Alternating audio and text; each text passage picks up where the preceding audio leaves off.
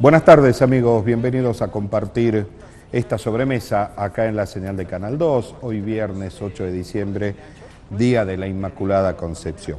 Algunas noticias, empecemos desde lo político. El Partido Justicialista en la provincia de Jujuy, léase Rubén Armando Rivarola, emitió un documento en apoyo a Cristina Fernández de Kirchner, Zanini, Delía, Esteche y compañía. Pero tiene algunas perlitas en la redacción que me gustaría compartir con ustedes. Lo primero, que ellos advierten que hay una persecución y estigmatización de dirigentes y exdirigentes y exfuncionarios de la gestión anterior. A ver, muchachos, acá hay un problema judicial.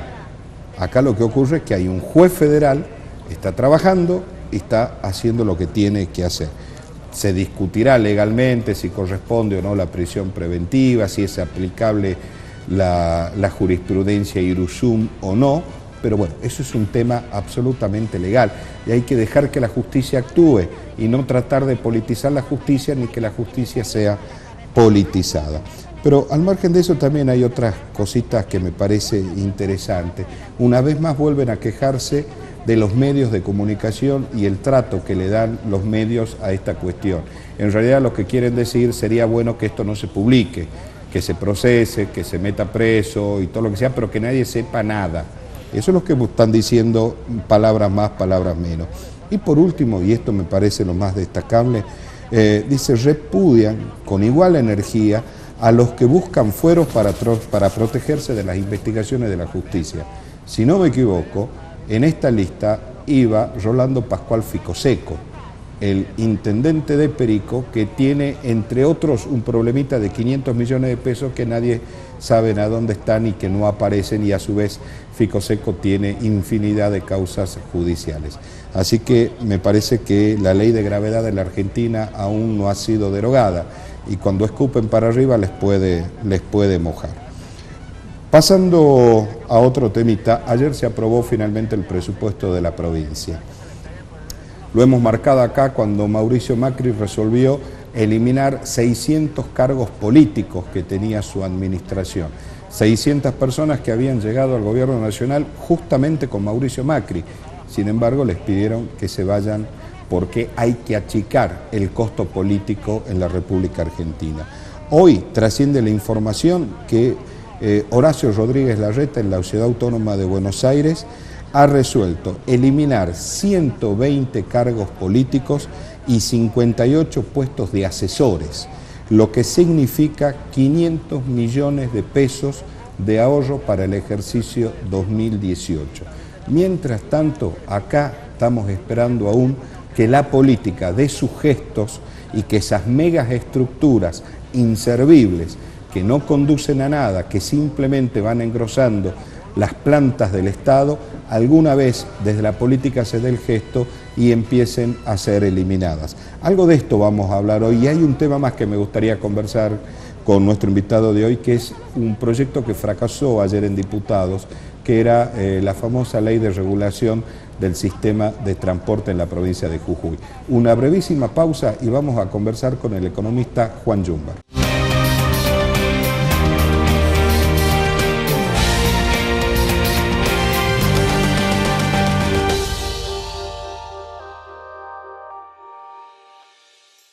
Seguimos en Sobremesa. Contador Yumbar, muchas gracias por estar acá.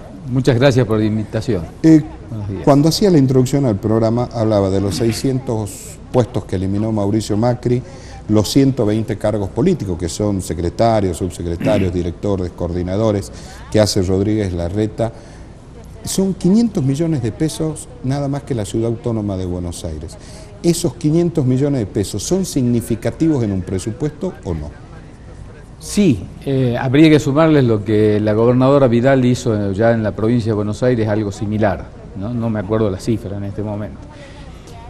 Más allá de la significatividad del monto, 500 millones de pesos alcanza para hacer varias cosas, digamos, ¿no? Probablemente en el conjunto del presupuesto de la Ciudad de Buenos Aires sea una proporción pequeña, pero no importa. Lo más significativo de esto es el gesto porque esto le da autoridad moral al gobernante que lleva adelante esta medida para después decir, bueno, todos tenemos que hacer nuestro aporte, los distintos sectores de la sociedad, para reducir el déficit que nos agobia a todos. Entonces, 500 millones de pesos en este caso de la Ciudad de Buenos Aires es una cifra importante porque permite hacer obras, hacer mejoras para los ciudadanos, pero además la mayor importancia, a mi juicio, tanto esto como lo hizo Vidal y lo que hizo el presidente a nivel nacional, es el gesto de decir la política también se ajusta, porque si no le pedimos a los demás. ¿Por qué cuesta tanto en Jujuy que la política se ajuste? Bueno, yo creo que Jujuy y seguramente otras provincias también, y en especial las del NOA y del NEA, o sea, el norte argentino, porque aquí se ha generado una tradición, ¿no?, en donde el que llega pone su gente. Cuando se va esa gente no se va, como diría el Estatuto del Empleo Público, que son personal de gabinete que se tiene que ir con el que los nombró, no se va, lo meten en la planta y aparece el otro que trae lo suyo y dice, bueno, está bien, vos dejás los tuyos, pero yo pongo los míos, y esta es una cadena. Se van generando capas geológicas que se acumulan y en 20, 30 años tenemos una cantidad enorme que van inflando las plantas de personal del Estado, que van haciéndolo cada vez más ineficiente, porque afectan esa gente que además no tiene funciones claras, definidas, afectan la moral del empleado público que sí trabaja. Y un buen día se cansa de remar y dice, bueno, pero si estos no hacen nada, yo tampoco voy a hacer nada. Ahora, mire usted lo que pasa en el Tribunal de Cuentas, y esto lo habíamos comentado cuando Mauricio Macri comienza a dar estos gestos y se anuncia que iba a salir un instrumento dentro del pacto fiscal diciendo, señores, no se nombra más a nadie dentro del Estado. Decíamos, cuidado, porque algunos se van a apurar y van a empezar a nombrar antes que salga el decreto. Bueno, el Tribunal de Cuentas de la provincia nombró 60. No entran 60. Ya en el edificio. No entran en el edificio, van a tener que hacer un edificio al lado. Además no sabemos para qué, no sabemos cuáles son los criterios para designar estas 60 personas en planta permanente a partir del 1 de diciembre. Claro, entonces eluden lo del compromiso fiscal, digamos. Eluden, ¿no? Y acá hay otro detalle que viene referencia a lo que usted hacía mención. Y el caso del Tribunal de Cuentas, en realidad no sabemos para qué. Bueno, el Tribunal de Cuentas es un órgano que está absolutamente obsoleto, ¿no es cierto? No sirve para la función de control. Esto yo lo había planteado en mi primer gestión en el Ministerio de Economía hace 25 años. Y bueno, y 25 años después, peor todavía, digamos, la situación. El argumento principal es que es un órgano de la Constitución, entonces no se puede eliminar, pero sí se puede modificar. Uno ve cada tanto edictos en los diarios en donde hacen cargos a comisiones municipales chiquititas del interior por 200, 500 pesos, 3.000 pesos, que cuesta más caro el aviso que lo que están tratando de recuperar.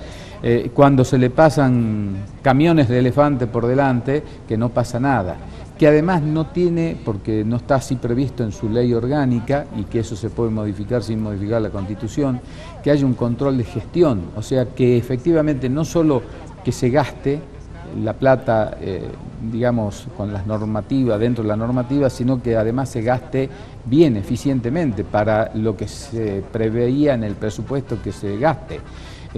Como está no sirve a inflar la planta. Creo que el Tribunal de Cuentas tenía algo así como 150 o 180 personal. Ahora con esto que usted me dice están incrementando 1/3 la planta.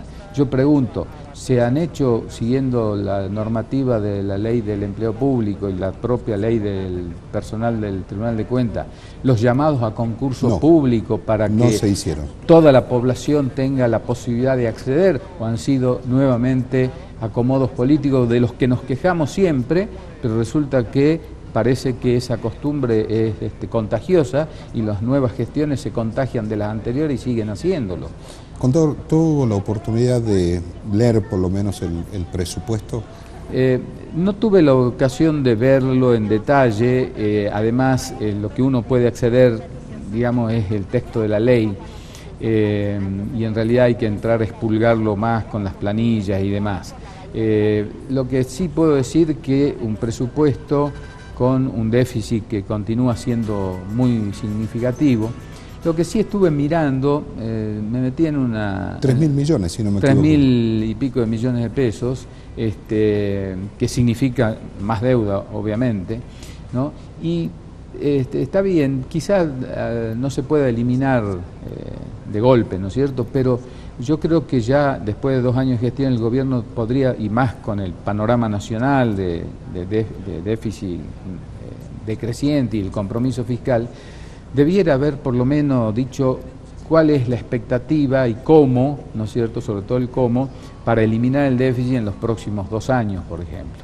Se puede eliminar el déficit, porque, lo digo por experiencia propia, yo 2 veces recibí la provincia con déficit y al año ya no teníamos déficit. En el 91 yo me hice cargo del ministerio, en el 92 cerró sin déficit, en el 97 me hice cargo con déficit, en el 98 cerró sin déficit.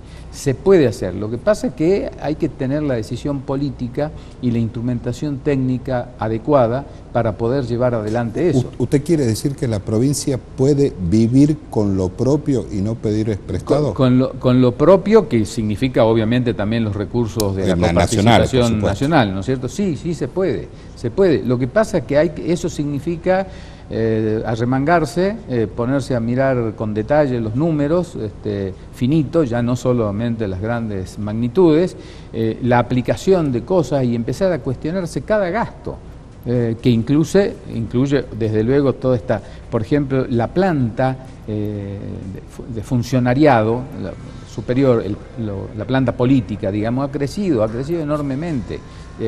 Desde años anteriores y ahora estos últimos crece la planta, pero no se ve gestión. Claro, bueno, porque es que no va a haber, porque esto es un amontonamiento de gente que sin funciones, porque toda esta multitud de cargos de coordinadores generales, subsecretarios. ¿Para qué hacen falta subsecretarios en Jujuy? Por ejemplo, yo voy a dar el caso que más conozco, el hoy Ministerio de Hacienda. Antes era el Ministerio de Economía, hoy son 3 ministerios: Hacienda, Producción e Infraestructura. Antes era uno solo. Habían 2 secretarías, Hacienda y Economía. Hoy el Ministerio de Hacienda, que antes era una secretaría, tiene 2 secretarías, Ingresos y Egresos Públicos, con subsecretarios. ¿Cuál es el sentido de esto? No tiene sentido, no tiene funciones para cumplir esa gente.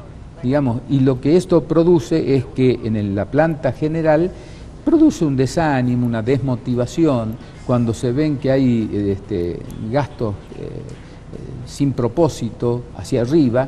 Esto castiga mucho al empleo público de carrera, al empleo público. Además los gastos operativos se van... Y esto, sin duda, los gastos operativos se van arriba. Además, esto es una ley, una de las leyes de Murphy famosas en la administración. Cada quien que está después tiene que justificar su estadía para que no lo borren, ¿no es cierto? Entonces empieza a generar procedimientos en donde él intervenga para justificar su existencia, y esto burocratiza más los procesos, los lentifica, hace más engorroso y todo, simplemente para justificar su existencia. Y después, cuando ya está justificado, necesita un ayudante, un secretario, un analista, y sigue el crecimiento. Hay que terminar con esto. Yo creo que esto está muy vinculado con el financiamiento de la política. Pero nos está costando muy caro. Es que cuesta muy caro. Pero mientras no se modifique la forma de financiar la actividad política, esto va a seguir siendo así. ¿Qué digo yo? La política debe financiarse por el Estado, me parece bien, a los partidos políticos. Queremos no ahorrar nada. Bueno, ¿cuánto gastamos hoy en esto? La misma plata se lo vamos a dar a los partidos políticos, en función del número de afiliados, en función de los votos que obtuvieron, con un piso para permitirle a los pequeños partidos o a los nuevos partidos que tengan una base mínima, ¿no es cierto? Y se lo doy le doy un cheque todos los meses al partido político, y que el partido haga lo que quiera con eso. Lo gaste bien, lo gaste mal, los mande a todos a dormir la siesta hasta la próxima campaña electoral, no importa. Pero que no me compliquen el Estado, que no me compliquen el funcionamiento de la actividad pública. A ver, usted me está dando pie a esto. Mauricio Macri es un hombre que no tiene partido político. ¿Qué es Cambiemos? Y no sé, no sabemos, no es un partido político. Y la gente que puso Macri a administrar los distintos ministerios, uno podrá estar de acuerdo o no, nos podrá gustar más o menos Aranguren, pero de energía sabe, y mucho. Sin embargo, al radicalismo le dan defensa y lo ponen a Aguad. ¿Qué es Aguad? Un radical. ¿Y qué más? Y un radical. ¿Y qué más? Y un radical. Pero de defensa no tiene idea. Podemos decir que los partidos políticos administran con esa lógica. ¿Y quién va? Y un militante, un compañero. Y a veces ocurre eso, ¿no es cierto? Hemos tenido un caso, por ejemplo, de un radical en defensa, Jaún Arena, que es un hombre excelente, que ha hecho una brillante gestión en las dos oportunidades que estuvo.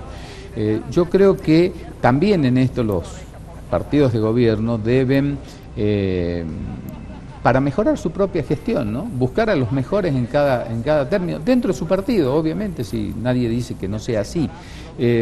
Yo creo que el pago de los favores políticos, el pago de las campañas, hay que hacerlo en el partido. Por eso la plata del financiamiento de la política hay que sacarla del Estado, dárselo al partido, y que el partido la administre. Si la administra bien, le irá muy bien, y si la administra mal, le irá muy mal. Pero no va a complicar el gobierno va a seguir estando, digamos, el funcionamiento del gobierno sin esta interferencia, y va a permitir que funcione mejor. Por supuesto que además se podría ahorrar, porque probablemente todo esto que se está hoy gastando en política, podrían funcionar los partidos mejor sin tanto gasto, o sea, además podría ahorrarse plata. Pero lo fundamental para mí sería no interferir en el funcionamiento del gobierno, del Estado, y hacer que la carrera del empleado público sea lo que alguna vez fue, una carrera, y no que hoy están, digamos, no hay ingresos por concurso, no hay evaluación del desempeño, no hay ascensos por mérito, se amontonan todos en la categoría máxima para ver si le mejoran la jubilación porque los salarios están deprimidos. Pero ¿cómo no va a estar deprimido si hace 20 años habían 18.000 empleos públicos y hay hoy 80.000? Y la población no se triplicó. 86.000. 86.000. Bueno, entonces, ¿cómo no van a estar deprimidos los salarios públicos? Y ahí también los gremios tienen una responsabilidad, porque los gremios tienen el deber de proteger a sus afiliados, que son en general casi todos, algunos no, pero son los actuales empleados de la administración. Cuando vienen todos estos masivos ingresos permanentes a la administración, lo que están haciendo es perjudicando a sus afiliados actuales. Lo que pasa es que ellos miran la caja futura, dicen, tengo más afiliados, me van a descontar más, yo voy a tener más plata. Entonces los gremios no cumplen el rol que tienen y después se quejan de que no le aumentan el sueldo, pero es que no hay plata que alcance. Le alcanzo otro dato que lo dio el propio ministro de Hacienda. Este presupuesto son 43.000 millones de pesos. Sí. 36.000 millones son salarios. Claro, claro.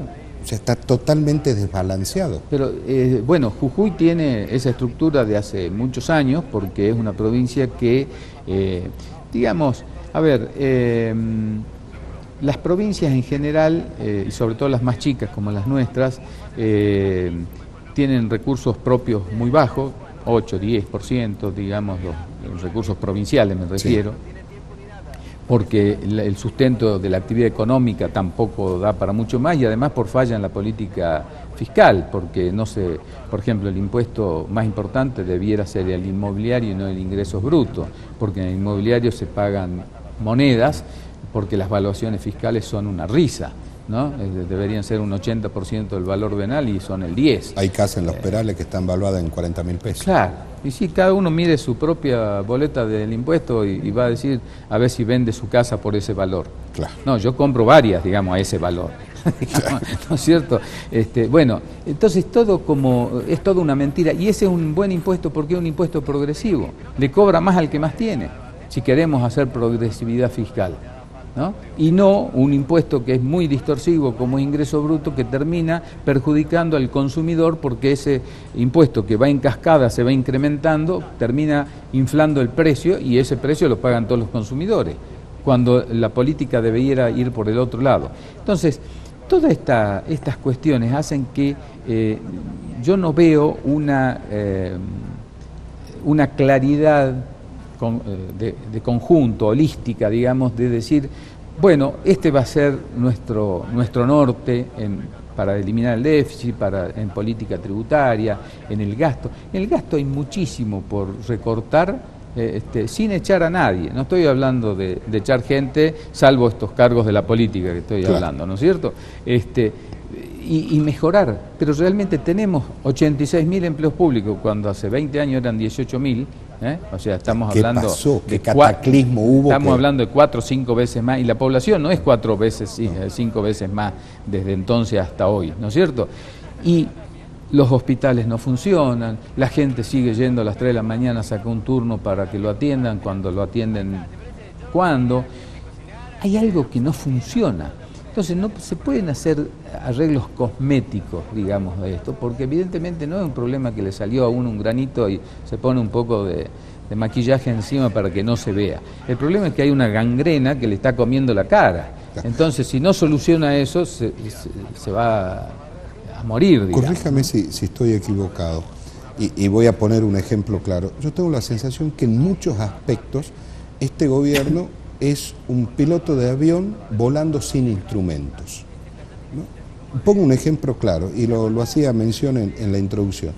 El tema, esta ley que estaba preparando la legislatura por el tema transporte, le preguntamos al diputado Nieto, que era uno, le dice, diputado, bueno, ¿cuánta gente se mueve en Jujuy? De Perico a Jujuy, de Jujuy a Libertad. Ah, no, ese dato no lo tenemos. Yo dije, pero ¿cómo se va a solucionar el problema si no sabemos cuánta gente hay que mover? Bueno, uno, efectivamente, yo creo que es buena la analogía esta de que es un piloto sin instrumental, digamos, ¿no? Justamente uno de los problemas es que no hay indicadores, y no se buscan y no se hacen indicadores como para saber dónde estamos. Hay herramientas relativamente modernas, pero ya tienen 40 años, digamos, no son tan novedosas, que la administración no ha incorporado. Se llama el tablero de comando, tablero de control, que es una herramienta que gestión por objetivos. Gestión por objetivo, el presupuesto por programas, ¿no es cierto? De esto lo hablábamos hace 40 años, ¿no es cierto? Y en Jujuy no pasa nada con esto, y seguimos con los viejos métodos. No nos hemos modernizado. La modernización de la administración, ahí hay creado una Secretaría de la Modernización, que yo todavía no le conozco ningún resultado, digamos, en 2 años. No es poner más computadora. Eso no quiere decir que no haya que poner computadora. Está bien, hay que ponerla. Pero no es para jugar al Tetris o al solitario, digamos. Es para que a través de ella se puedan manejar instrumentos de administración modernos, que hoy justamente la disposición de esta tecnología lo permite. Con el tema este de transporte, ¿cuál era la teoría? Y la teoría de los dedos oscilantes, y más o menos. No, hace falta información. Obviamente, y el transporte sigue sin solucionarse. Por supuesto, y esto empezó hace como 15 o 20 años, ¿no es cierto?, esta problemática. Y yo me pregunto, tengo algo escrito al respecto.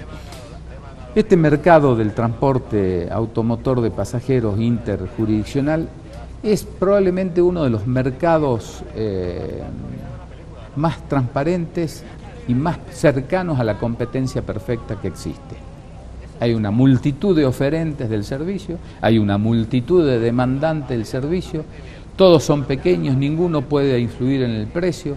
Hay transparencia porque se sabe dónde están, dónde van, qué sé yo, se saben las tarifas, qué sé yo. Y entonces ahora yo me pregunto, primer pregunta que debiera hacerse, ¿debe el Estado intervenir en ese mercado? Bueno, respuesta mía, debe intervenir, pero solamente para preservar al usuario. ¿En qué? En la calidad y en la seguridad del servicio.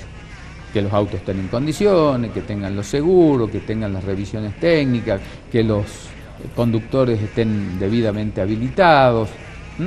Eso sí, el Estado debe cumplir, porque cada usuario no puede ir a verificar eso. Entonces lo tiene que hacer el Estado. Ahora, no tiene que meterse a regular más nada. ¿Por qué va a establecer un cupo? ¿Por qué va a establecer un cupo? Establecer un cupo de 500. Yo pregunté, ¿por qué no 501 o 499? Exactamente. No, porque 500, dicen que han hecho un censo hace como 2 años que ya daba como 1000, hoy creo que hay como 2000, ¿no es cierto? Pero un cupo. Ahora, los cupos en estas cosas, lo mismo pasa con los taxis acá o los compartidos, sí, ¿no? Es la fuente de corrupción. Porque cuando hay un cupo, hay alguien que dice, bueno, mirá, si vos podemos conversar, en la campaña, te consigo una licencia. No hay por qué poner cupo, que anden todos los que quieran andar habilitados. Eso sí, debidamente habilitado, identificado, que primero hay que cumplir todos estos requisitos técnicos de la persona y del vehículo. Si es el propietario, no es el propietario, no me preocupa. Ahora, si no es el propietario, si es propietario tiene que estar inscripto como monotributista o lo que corresponda, como autónomo. Si tiene un empleado tiene que estar registrado en blanco, como corresponde. Ahí donde está la policía, el poder de policía del Estado. Ahora, si hay 1 o 10 o 20, otro problema. Que la demanda lo regule. La demanda solo se regula y el precio es lo mismo, la tarifa es lo mismo. Si hay alguno que quiere cobrar muy caro, que cobre. La demanda dirá si se sube o no. Si no se sube, ese tipo solito va a empezar a bajar el precio. Y si hay alguno que quiere regalar el servicio para tener, a los 3 meses no va a poder cambiar, no le va a poder hacer el mantenimiento al auto y va a tener que subir el precio. En 6 meses tenemos el mercado perfectamente regulado. Y el Estado evitar que entren los oligopolios. Exactamente. Hoy funciona así. Porque hoy funciona así. Entonces, lo único que hay que darles transparencia. Yo que diría, identifiquen los vehículos para que sepan que están habilitados debidamente, que en un lugar visible, externo al auto y también interno, esté la tarifa que cobra por las distancias, para que la gente pueda ir y mirar y dice, este me cobra tanto a San Pedro, tanto, yo me tomo este. Pero ese auto es más chico, bueno, ya, yo elijo. Yo digo, entonces, si no, el Estado tendría que decir, bueno, voy a poner un cupo de tantas panaderías, de tantas verdulerías, de tantas almacenes, de tantas gomerías, de tantas cosas, de todas las actividades. Es absurdo esto que se pretende hacer, de cupificar. Cada vez que comienza sobremesa, competimos. Por supuesto, claro. Y el señor que está o la señora que está del otro lado tiene la opción de vernos o no. Tiene el botoncito. Pero para quedarse. No viene don Estado a decirle, señora, usted de tal hora a tal hora tiene que ver... Exactamente. Entonces esto yo creo que, bueno, aprovecho esta ocasión que tengo ahora con ustedes, de decir, ¿por qué no se replantean los legisladores y el Poder Ejecutivo de qué regulación vamos a hacer del mercado de transporte?